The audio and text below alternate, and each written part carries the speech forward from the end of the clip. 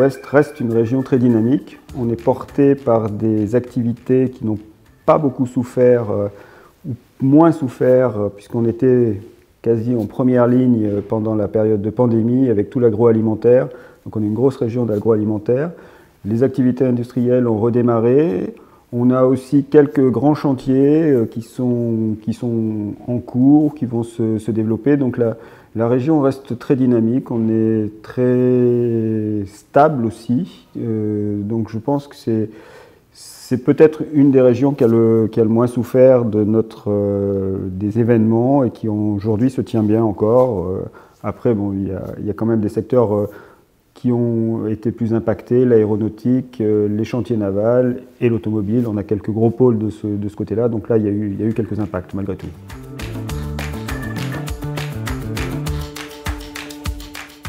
On a un chantier très très important à Nantes avec le déplacement du CHU qui va quitter le cœur de ville pour aller juste un petit peu plus loin. Là, il y a eu un premier passage qui a déplacé le Mine en périphérie et la place du Mine va être occupée par le nouvel hôpital. Et c'est un chantier pharaonique. On repart de zéro avec la construction de tout un quartier dédié à la santé avec l'hôpital et un centre de recherche et la partie éducation, institution qui sera aussi regroupée là.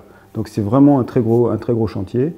Ensuite, on continue d'avoir quelques projets structurants. Malheureusement, l'aéroport de Nantes restera à Nantes, mais néanmoins, il y a des travaux à prévoir puisqu'il faut agrandir la piste. Il y a des travaux d'infrastructure pour accueillir les passagers qui sont de plus en plus nombreux. Donc ça reste un des axes importants. Et si on remonte au nord, Rennes finit son métro. C'est en train de se terminer, c'est en train de finir. Donc les entreprises qui aujourd'hui étaient sur Rennes vont pouvoir probablement se recaser ou se replacer sur Nantes et participer aussi, comme depuis des années, au chantier du Grand Paris et des Jeux Olympiques.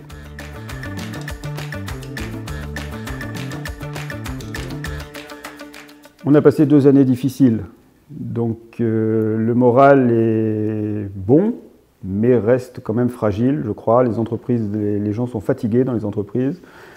On se retrouve en présentiel pour beaucoup. Il y a eu quelques télétravail. Encore dans nos métiers, c'est pas aussi facile que ça. Hein. Il y a beaucoup de métiers qui sont pas télétravaillables.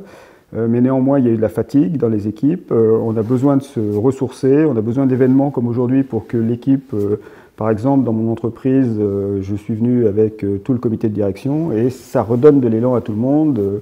On a besoin de retrouver l'optimisme. On espère que les beaux jours vont arriver et qu'on ne va pas être malheureusement trop abasourdi par le problème ukrainien qui arrive aujourd'hui. On voit ça encore d'assez loin, fort heureusement pour nous, mais ça reste un véritable sujet, notamment pour les approvisionnements.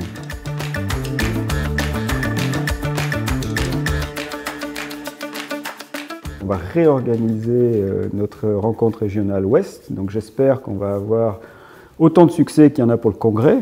Donc c'est pas parce qu'on est venu au congrès qu'on ne doit pas venir à la réunion régionale Ouest.